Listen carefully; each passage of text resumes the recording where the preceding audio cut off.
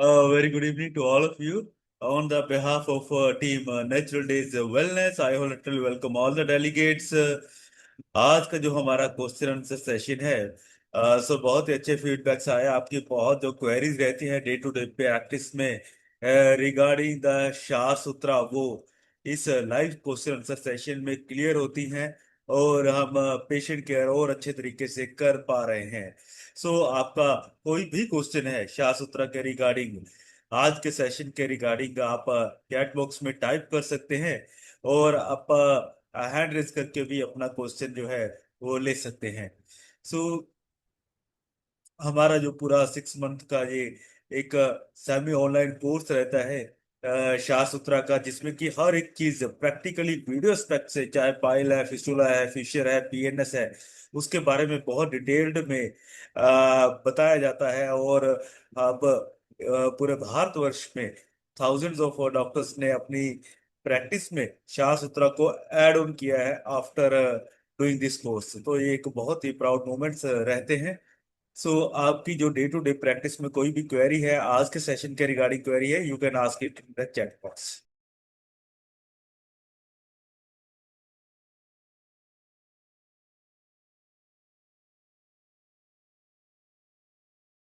Yes doctor Hitesh sir, good evening. आप अगर face to face query solve करना चाहते हैं तो राइज हैंड करके भी आप पूछ सकते हैं। Haematoma and thrombing are same process sir. Doctor Divyang Patel sir, haematoma external thrombosis, it's nothing but a perianal haematoma. गुदा के पेरिएनल रीजन में आसपास में होने वाला ब्लड का थक्का, जिसका नाम ही उसको व्याख्यायित करता है, it's a nothing but it's a hematoma or external thrombosed pile or external thrombosis, nothing else.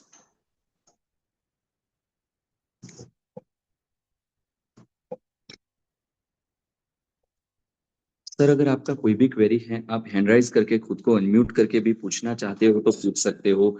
आपको अगर चैट बॉक्स में राइट डाउन करना है तो चैट बॉक्स में भी राइट डाउन कर सकते हो सर। रिमूवल प्रोसीजर सेम छे sir. Ideally it's a correlate with a रक्तज ग्रंथि। Doctor Divyang Patel sir, it should be correlate with a रक्तज ग्रंथि। अब जब रक्तज ग्रंथि का कंसेप्ट आएगा तो सुश्रुत संहिता में वहां पे 3 शब्द है। It's a first one is a शस्त्र, सेकंड वन इज अ सूची and third one is a जलोका।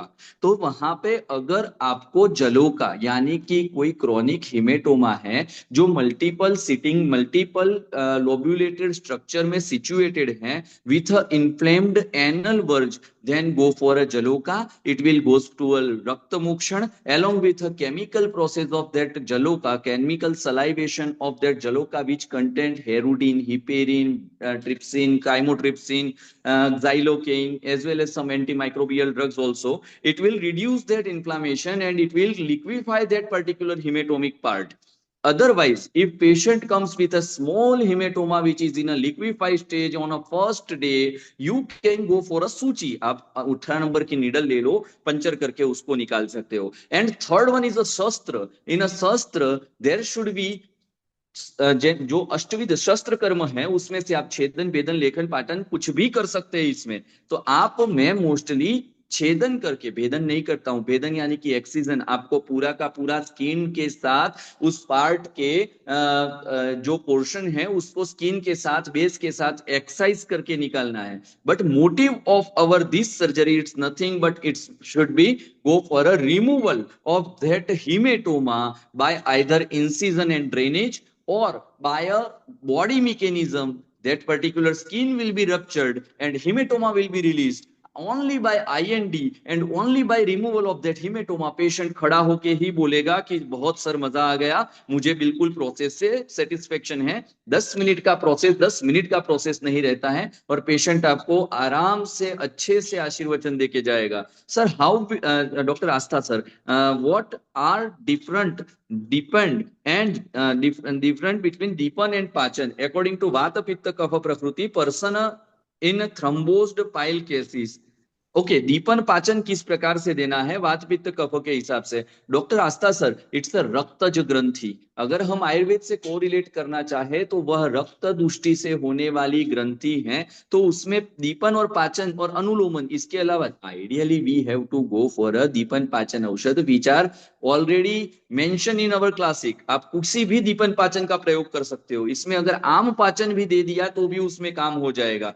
All the types of अर्शास जनरेटेड फ्रॉम मंदाग्नि, तो वहां पर दीपन करके आम का पाचन करोगे, वहां पर वात पित्त कफ का हमें सोचने का, इट्स अ पित्त विच इज अवगाढ़ वन, सो वहां पर पित्त रक्त है, पित्त है, तो वहां पे अवगाढ़ होके वो कफ की वजह से, दुष्टि की वजह से ग्रंथि का फॉर्म हो जाता है। तो वहां पर आपको प्रकृति के हिसाब से कुछ सोचने का जरूरत नहीं है, सिंपली आप दीपन पाचन दोगे तो चलेगा। वहां पर आप क्षार द्वय का प्रयोग कीजिए। मैं मोस्टली जो यूज करता हूँ कैप्सूल, उसमें क्षार द्वय, दारू हरिद्रा, हरिद्रा, त्रिकटु, हरितकी, यानी कि त्रिफला, लेकिन हरितकी की वैल्यूएशन उसमें ट्रिपल फॉर्म में रहती है, और उससे दीपन पाचन अनुलोमन तीनों होकर सबसाइड होना। और हाँ, जब जाके आप लोकल एप्लीकेशन चालू करोगे तो निर्गुंडी ऑयल और जात्यादि ऑयल दोनों का वहां पर कॉम्बिनेशन लेना है, वहां पर भी क्षार के बनी हुई ही अप्लाई करनी है।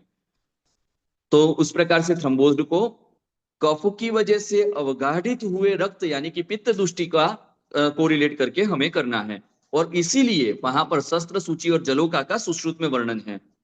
Doctor Akhilesh Singh Rajput sir, sir how will we know if there are thrombosed pile? Doctor Akhilesh Singh Rajput sir, देखिए थ्रम्बोज्ड पाइल के लिए मैं आपको डिफरेंशिएट बोल रहा हूं। पहली चीज, it will always situated in a perianal area. Perianal area यानी कि एनस के स्पिंक्टर के बाहर के साइड के एरिया में, स्पेस के अंदर, पेरी एनल स्पेस के अंदर वह वहां पर पड़ा होगा। अब उसको अगर आप देखने जाओगे तो वह पूरा का पूरा जो स्ट्रक्चर होगा वह बेसलेस होगा, उसका बेस बिल्कुल रिमूवेबल होगा, just like as a superficial skin situated blackish colour clot, it will move just. आप अगर स्किन को पकड़ के, उस क्लॉट को पकड़ के हिलाओगे तो वो हिलेगा। जिस प्रकार से हमने वीडियो में अखिलेश सिंह सर जी बताया है कि आप वहां पर पीछे से पकड़कर, बेस को पकड़कर इंटरनल साइड पे कोई स्पिंक्टर वगैरह को डैमेज न करते हुए बाहर निकाले, उसी प्रकार से जब बेस को पकड़ोगे तो आपकी दोनों उंगलियां चमड़ियों से एक दूसरे से मिलके, एक दूसरे को छू कर आपको, उस प्रकार से आप वहां पर डिफरेंशिएट कर सकते हो। वो बिल्कुल इवन स्ट्रक्चर होगा, अनइवन स्ट्रक्चर वगैरह नहीं होगा। Doctor Naresh sir, how much time use leech? Sir एक ही बार यूज करनी है इसमें, तो एक ही बार यूज करोगे, दूसरी बार तो पेशेंट खड़ा होके बोलेगा वाह मजा आ गया। आइडियली लीच के बारे में बहुत सारी भ्रांतियां होती है। इवन जो हम जो हेरोडिना मेडिसिनालिस का नाम बोलते हैं, वह लीच का नाम ही नहीं है। लीच का नाम तो जो हम यूज करते हैं वो इंडियन कैटल लीच रहती है, वह हेरोनिना मेडिसिनालिस तो है ही नहीं। हेरोनिना मेडिसिनालिस आपको यूरोपियन कंट्री में मिलने वाली एक बैंड स्पीस है कि इंटरनेशनल ट्रैवल अगर हेरोनिना मेडिसिनालिस के साथ आप करते हुए पकड़े गए, then it will be a crime. आपको अगर लीच चाहिए तो हेरोनिना ग्रेन्युलोसा और हेरोनिना मेलियंसिस रहती है, जो हमारे यहाँ पे मोस्ट प्रोबेबली लेब में और कैटल लीच में देखने मिलती है। इसमें इतनी भ्रांतियां रहती हैं कि हमें 2-4 बार लीच लगानी पड़ेगी, लीच के बाइट के पक जाते हैं, कुछ भी नहीं होता। इजीली आप एक बार लीच लगाओ, एक ही बार लीच लगाने से वहां पे बहुत अच्छा रिजल्ट मिल जाता है। Doctor Neetu Gupta madam, sir clot remove करने के बाद क्षार सूत्र से लाइगेट कर सकते हैं क्या? Doctor Neetu Gupta madam, go for a classic. हमें जो क्लासिक में लिखा है वही करना है। पहली चीज शस्त्र, दूसरी चीज सूची, तीसरी चीज जलोका। लेकिन मैडम आप क्षार, यहाँ पे मोटिव ऑफ अपर प्रोसीजर समझे, हमेशा ये टेक्निक ना देखे, कोई भी टेक्निक ना देखे कि सब लोग लाइगेट करते हैं। मैंने देखा हुआ है वीडियो कि एक्सटर्नल थ्रोम्बोसिस को पकड़ के वो लोग लाइगेट करते हैं। आप एनस का, कल का लेक्चर का एनस का नर्वाइन सप्लाई याद करें। L2 L3 L4 से निकलने वाली इलियाक, इलियाक से निकलने वाली प्यूडेंटल, प्यूडेंटल से निकलने वाली हेमोरोइडल वेइन, हेमोरोइडल वेइन से somatic, haemorrhoidal nerve, haemorrhoidal nerve से सोमेटिक नर्व निकलती है। Somatic nerve lower 1/3 of anal canal को सप्लाई करती है, कि जिसकी वजह से वहां पे दाह, उसके पैरासिम्पैथेटिक रिस्पॉन्स से वो कंस्ट्रिक्ट होती है, सिंपैथेटिक से रिलैक्स होती है, तो उसके दाह की वजह से वहां पर बहुत पेन होता है. Perianal area is highly sensitive towards the pain and burning sensation, so we have not to go for any type of ligation there. जो क्लासिक में लिखा है वही. दूसरी चीज, motive of our surgery, what is the motive of our this procedure? We have to remove that clot either by a incision and drainage, either by excision and drainage, either by a skin rupture by a friction, or we can manage by the medicine also. यहाँ पर clot को remove हो गया, clot अपने आप बैठ जाएगा, खत्म हो जाएगा बात. उसके लिए उतना ज्यादा सोचना क्यों है? Doctor Divyang Patel sir. Okay sir. Doctor Bhavesh Patidar sir, Ayurveda internal medicine for haematoma and swelling. देखिए सर, इसमें कई लोग मकरध्वज रस, कई लोग हृदय फ्लेक्सर वगैरह टेबलेट सीतारामन फार्मेसी की आती है, कई लोग वहां पर लहसुन वगैरह का प्रयोग वगैरह करते हैं.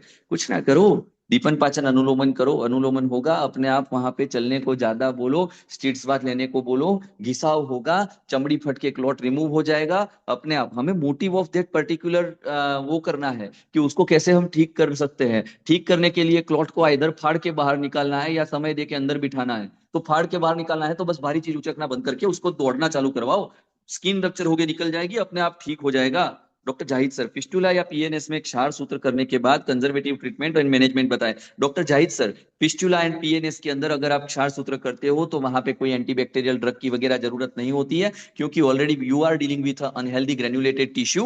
वहां पर आप एंटीबैक्टीरियल वगैरह कभी ना दो. वहां पर सिर्फ और सिर्फ आपको पंचतिक्त गुगल घृत अगर आयुर्वेदा की तरफ से मैनेज करना चाहते हो तो इम्यूनोमॉड्यूलेटर ड्रग्स में पंचतिक्त गुगल घृत या फिर तैगाइशोर और त्रिफला गुगल वगैरह दे सकते हो. If you have a chance of that particular abscess formation in another pocket, then you can go for a modern antibacterial drug. वहां पर पेन मैनेजमेंट हमें करना पड़ता है. पेन मैनेजमेंट के लिए सप्तविंशति गूगल अगर आप आयुर्वेद से जाना चाहो तो सप्तविंशति गूगल का रिजल्ट अच्छा है. पाठा और अजमुद का कॉम्बिनेशन का रिजल्ट अच्छा है. और अगर आप मॉडर्न से जाना चाहो तो peripheral acting non steroidal anti inflammatory drug. Central acting कभी यूज मत करना. ट्रामाडोल वगैरह ओपियोइड ग्रुप की ड्रग कभी यूज मत करना. पेरिफेरल एक्टिंग यानी कि आइदर एसिक्लोफेनेक और डाइक्लोफेनेक और कॉक्स 2 इनहिबिटर्स कोई भी आप यूज कर सकते हो वहां पे.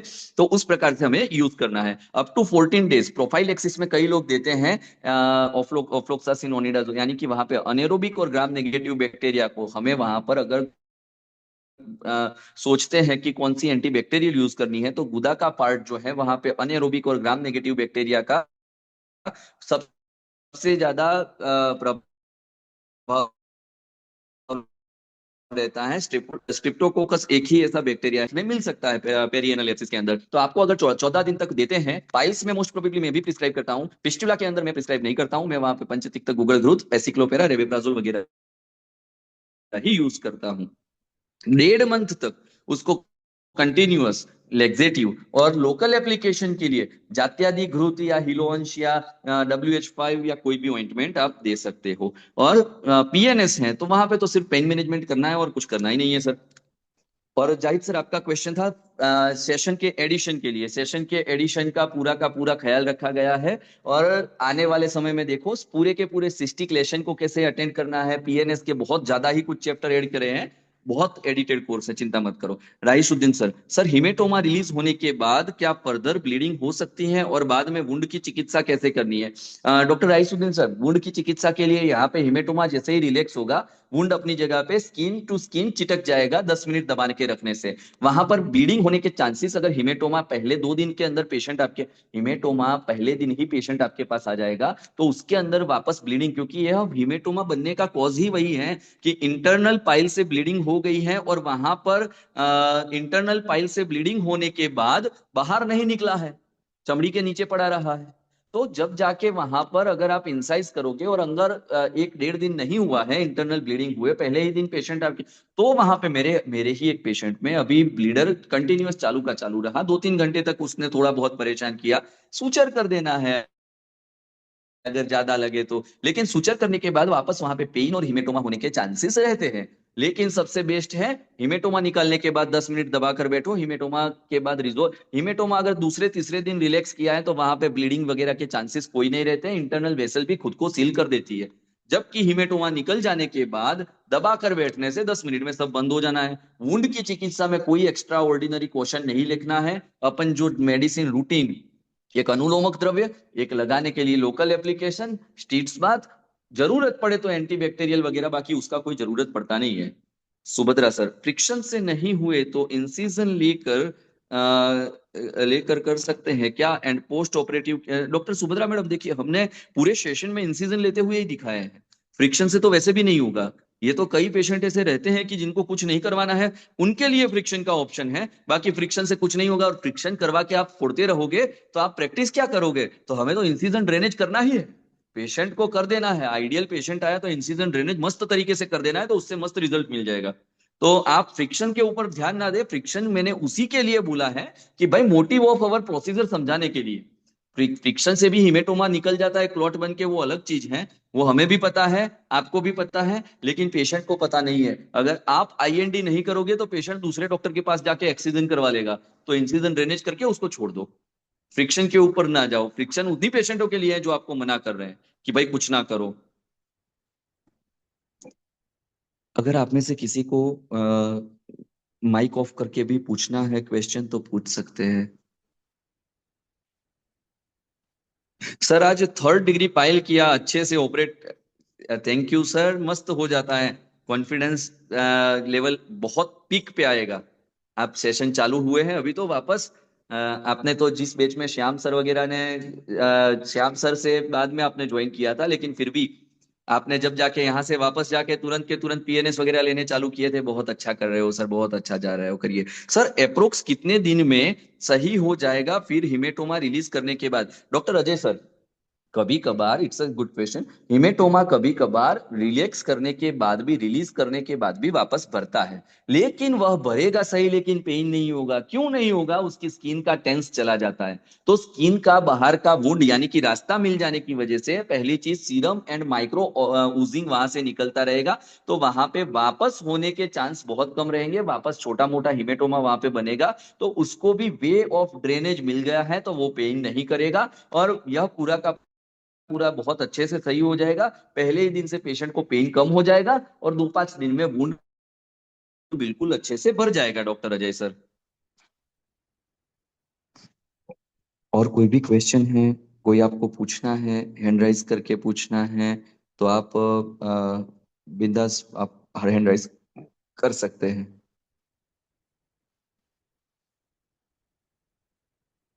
और आपको चैट बॉक्स में राइट डाउन करना है तो भी मोस्ट वेलकम है sir. Thank you doctor Ajay sir.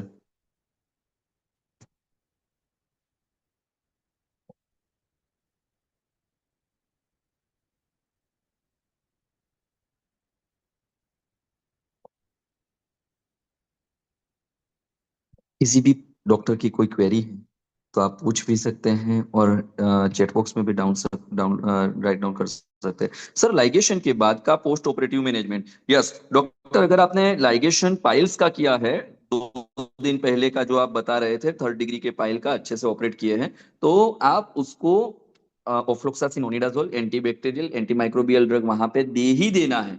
वहां पे सेकेंडरी हेमरेज फेस नहीं करना है। आपके मित्र श्याम सर से पूछना, सर से हमारा डिस्कस हुआ था एक केस के बारे में, सर ने मुझे वीडियो दिखाया था, उसका सेकेंडरी हेमरेज बहुत खराब रहता है, इट्स अ नाइटमेयर।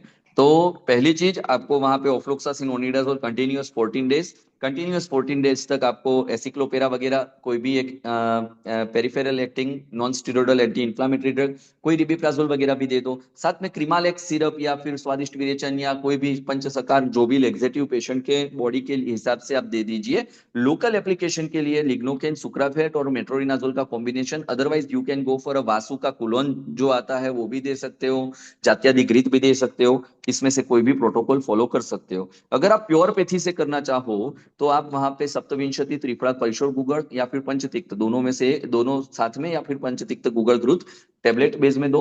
उसके साथ साथ उसको पंचसकार या स्वादिष्ट विरेचन कोई भी दे दो। लोकल एप्लीकेशन के लिए जात्यादि ग्रुत, जात्यादि तेल का मात्रा बस्ती वगैरह दिया करो। अप टू 14 डेज, 1.5 महीने तक उसको लेक्सेटिव चालू रखने हैं, 1.5 महीने से कम लेक्सेटिव नहीं देने हैं। और लोकल एप्लीकेशन 1.5 महीने तक, स्टीट्स बार 1.5 महीने तक चालू रखना है। बाइकिंग, टेक्टरिंग, साइकिलिंग, इन तीनों चीजों से 1.5 महीने तक परहेज रखने के लिए, जब तक अप टू वुंड जब तक क्लियर नहीं हो जाते तब तक हमें रखना है ये सब चीज।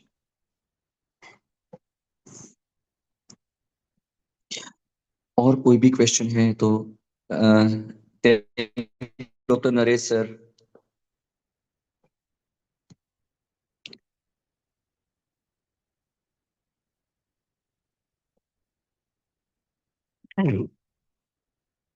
कोई भी अगर और क्वेश्चन है? Thank you sir. आप खुद को अनम्यूट करके भी पूछ सकते हैं डॉक्टर्स। आपको कोई क्वेरी है, आपको टेक्निक में, मोस्ट प्रोबेबली सभी डॉक्टर्स इसको पूरा का पूरा एक्सीजन करके बहुत बड़ा थ्रोम्बोसिस निकाल के पेशेंट को दिखा के उनके पास से 2-5 हज़ार रुपए मिनिमम इसमें से जाते हैं। तो एक छोटी सी टेक्निक से अगर पेशेंट का ठीक हो जाता है तो उस प्रकार से पहले करने के लिए ट्राई करो। अगर आपको टेक्निक में आज के सेशन के रिगार्डिंग कोई भी क्वेरी है, अनम्यूट करके पूछना है तो भी पूछ सकते हो सर।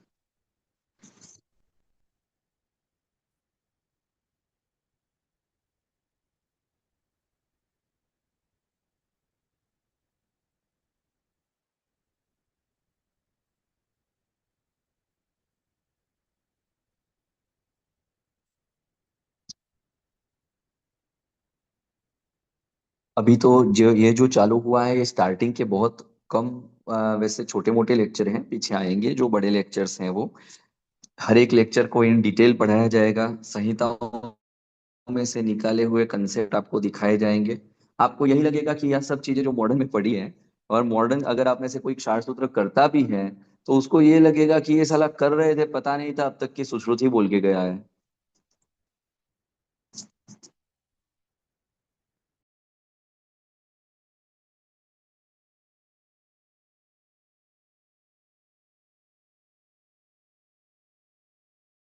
सर वो पॉलिप का पिक सेंड किया था बच्ची का 5 वर्ष वाली, उसके बारे में क्या करना चाहिए अपने सहचर तेल की? ओके, पॉलिप वाली जो 5 साल की बच्ची है, ideally we have to fix a polyp from a transfixation of that base of stock.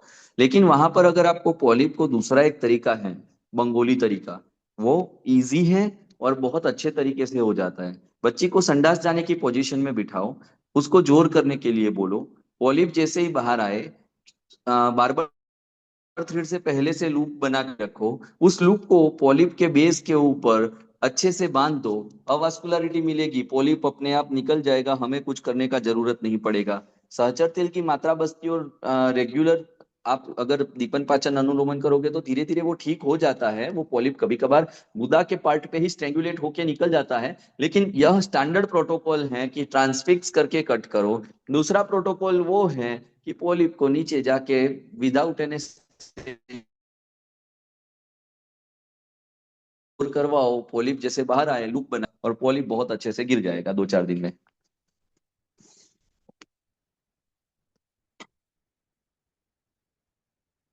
अच्छा कर चुके हो? ओके ओके, करिए करिए सर, बहुत अच्छे से करिए।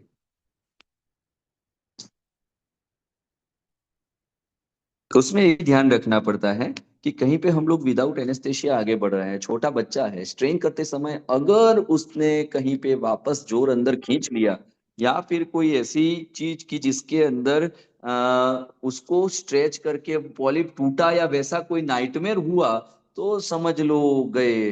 ये सब एक नाइटमेयर है, ये तो सपने में भी ना आए तो अच्छा है। डर लगता है ये सब चीजों से सर। अरे कृपा तो परमात्मा की है सर, आपके ऊपर विशेष है, थोड़ी अच्छे से जल्दी से चालू कर दिए हो।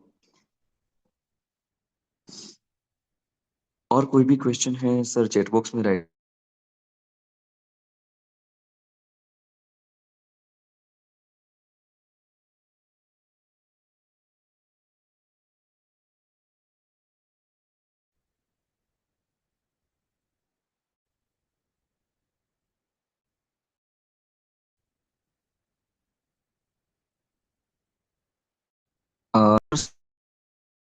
क्वेश्चन खत्म हो गए सर शायद।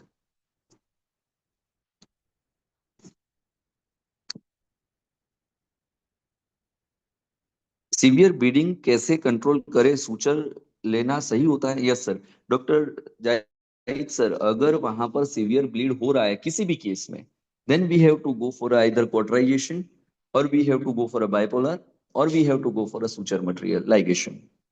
सो देखिए, जहां पे भी रक्तस्राव हो रहा है वहां पे सुश्रुत संहिता में भी 4 ही ऑप्शन दिए हैं: स्कंदन, दहन, पाचन और सीवन। यानी कि स्कंदन, यानी कि वहां पे आइस पैक अप्लाई करके आप उसको बंद कर सकते हो, ठंडा कोल्ड अप्लाई करके। दहन, दहन में दो रहते हैं, क्षारदग्ध और अग्निदग्ध। क्षार लगा पे भी ब्लीडिंग बंद कर सकते हो, अग्नि लगा पे भी कर सकते हो।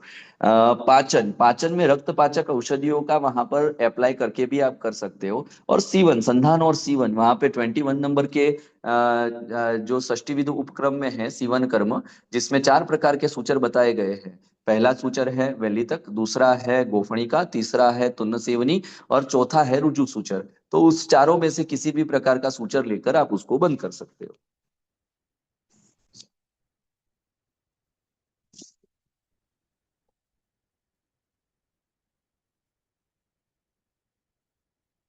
जैसे ही सूचर लोगे पेरिफेरल अपने आप बंद हो जाता है सर। और दहन करोगे ना, पकड़ के कॉटराइज कर दोगे तो भी चलता है। दोनों साइड से आर्टरी से या फोर्सेप से पकड़ के पट आवाज आ जाती है, मस्त हो जाता है। वेसल जल जाता है, अच्छे से कॉटराइज हो जाता है। सर शायद क्वेश्चन खत्म हो गए।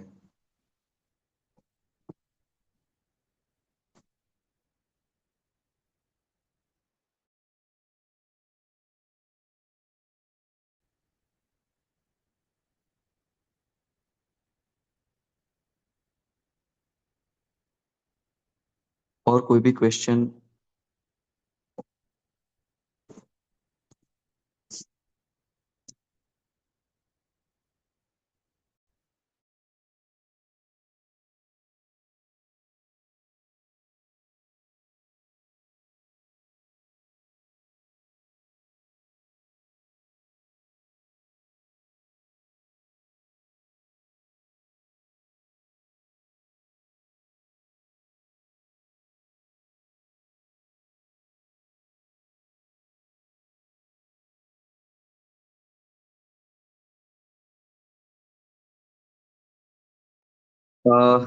एक क्वेश्चन है, diabetic patient and cardiac patient की ट्रीटमेंट प्रोटोकॉल क्या है? कार्डियक टेबल कितनी डेज टॉप, कार्डियक टेबलेट्स कितनी? Sir doctor Shahid Abdul sir, देखिए सिर्फ क्लोपिडिग्रोल या वैसा कोई दवाई चालू है, एटोरवास्टेटिन और इकोस्प्रिन वगैरह तो बंद भी नहीं करना है। क्लोपिडिग्रोल हमें 3 दिन पहले बंद कर देना है, पोस्ट ऑपरेटिवली 3 दिन बंद रखना है। डायबिटिक पेशेंट का और डायबिटिक वेल मैनेज करके ही हमें आगे बढ़ना है। उसके अलावा नहीं। कार्डियक पेशेंट के अंदर हमें आईवी फ्लूइड्स वगैरह, अगर आप स्पाइनल में ले रहे हो तो दिक्कत है। अगर लोकल में ले रहे हो तो एड्रेनालिन वाला लोकल यूज ना करो, उतना देखना है। बाकी कोई प्रिकॉशन रखने की जरूरत नहीं है। अगर हिमेटोमा वगैरह आप देखने जाते हो तो उसमें ब्लड थिनर वगैरह के बारे में थोड़ा पूछ लेना है, और कुछ नहीं।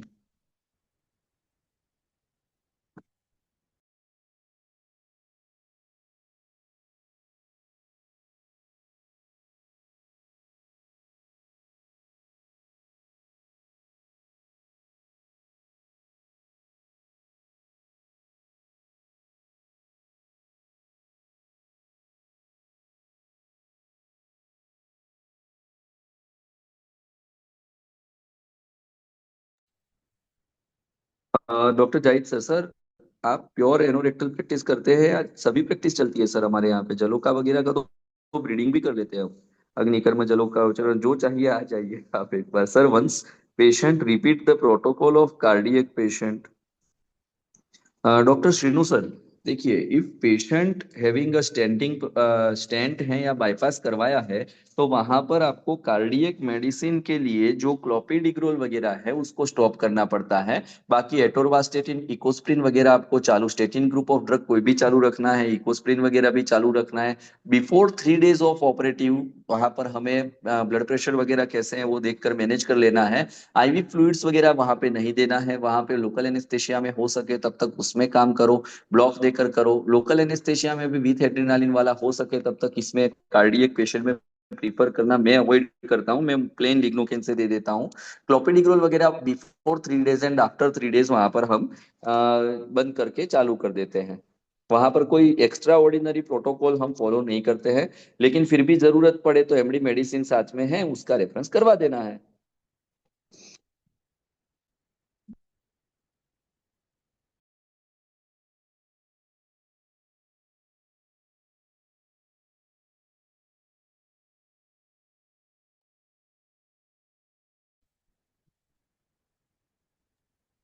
Most welcome sir. सर अगर कोई क्वेश्चन ना हो। सर शायद क्वेश्चन खत्म हो गए ललित सर। ओके डॉक्टर साहब, आई थिंक सभी क्वेश्चन आज के सॉर्ट आउट हुए हैं। सर न्यू कोर्स ज्वाइन करने के लिए एक रूट बताएं। डॉक्टर आपका नाम क्या है सर? OA6 सर, देखिए आपको नया कोर्स ज्वाइन करना है तो कल during office hours natural days का नंबर यहाँ पर हम शेयर कर रहे हैं। आप वहाँ पर कॉल कीजिए। सर जरा नेचुरल डेज का नंबर यहाँ पर शेयर कैसे करना है? हम आपको ओके सर, यहाँ पर नेचुरल डेज का नंबर आपको शेयर किया है, आप स्क्रीनशॉट ले लीजिए और वहां पर आप कल ऑफिस आवर्स के ड्यूरिंग कॉल कीजिए। आपको कोर्स ज्वाइन करना है तो आपका वहां पे हो जाएगा। Doctor Gaikwad sir, learning start sir मतलब कैसे लर्निंग स्टार्ट करें? डॉक्टर गायकवाड़ सर, आप अगर कोर्स में हो तो सिर्फ लेक्चर्स देखे, उसके साथ साथ रूटीन पेशेंट जो आ रहे हैं उनको एग्जामिन करना चालू करें। आपका लर्निंग चालू हो जाएगा वहीं से। और जैसे जैसे लेक्चर चले जाएंगे वैसे वैसे आपको कॉन्फिडेंस बूस्टअप होता रहेगा। और आपको सर, ये जाहिद सर जो अभी क्वेश्चन कर रहे थे वो आज आज से 2 बैच पहले के बैच में जुड़े थे। यहाँ से जाने के बाद सिर्फ ऑफलाइन में आए थे और वापस जाने के बाद पहले ही दिन उन्होंने PNS किया था। तो ये बहुत इजी चीज है, सरफेस सर्जरी है, कोई कैविटी सर्जरी नहीं है। बहुत मजा आएगा, आप करिए, चालू सीखना चालू करिए। और अगर आप कोर्स में ज्वाइन नहीं हुए हैं तो इस नंबर पे कॉल कीजिए, हो जाएगा आपका joining. Sir regarding the big thrombosed pile after puncturing remove a clot, is suturing required? Doctor Srinu sir, आप कर सकते हो सुचरिंग, आराम से कर सकते हो सुचरिंग करने से। देखिए हर एक प्रोसीजर के एडवांटेजेस होते हैं, डिसएडवांटेजेस होते हैं। पहली चीज, एडवांटेजेस ऑफ ओपन वुंड बताएं तो वहां पर वो ओपन वुंड है, उसको बाद में भी अगर थोड़ा बहुत हिमेटोमा हुआ, वहां पे थोड़ा बहुत सीरम हुआ तो उसको ड्रेनेज का पाथवे मिल जाएगा। उसके बाद उसको पेन वहां पे उतना नहीं होगा, हमें रक्त मोक्षण के भी लाभ मिलेंगे। वहीं पर अगर आप सूचर करते हो तो बेनिफिट ये होंगे कि वहां पे प्राइमरी क्लोजर हो जाएगा, इन्फेक्शन के चांसेस कम हो जाएंगे, पेशेंट का वुंड जल्दी हील हो जाएगा। अब डिसएडवांटेजेस गिनते हैं, जैसे कि ओपन वुंड रखा तो वहां पे स्टूल इंपैक्ट होने के चांसेस रहते हैं, वहां पे पेशेंट को कभी कभार ब्लीडिंग लेकर भी वापस आता है, तो ये सब डिसएडवांटेजेस हैं। लेकिन अगर क्लोज किया तो उसके भी डिसएडवांटेजेस हैं, सूचर बाइट का पेन होगा, सूचर लेने से सूचर में अगर एब्सेस हुआ तो वो बहुत बड़ा होगा, अगर इंटरनल लूजिंग थोड़ा बहुत भी चालू है तो वहां पे वापस हिमेटोमा बनेगा, वो बहुत पेनफुल होगा। यह सब डिसएडवांटेजेस हैं। हर एक टेक्निक अपनी जगह पे सही है, हर एक के एडवांटेजेस डिसएडवांटेजेस हैं, लेकिन मुझे ओपन रखने में एडवांटेज ज्यादा दिखते हैं तो मैं इसको ओपन छोड़ देता हूँ, कोई दिक्कत नहीं होती है सर, अच्छे से हील हो जाता है। दूसरी बार में आता है तो सिर्फ we are not having excision, we are taken a incision, so वहां पर अच्छे से हील हो जाता है, तुरंत हील हो जाता है। सर क्वेश्चन खत्म हो गए शायद।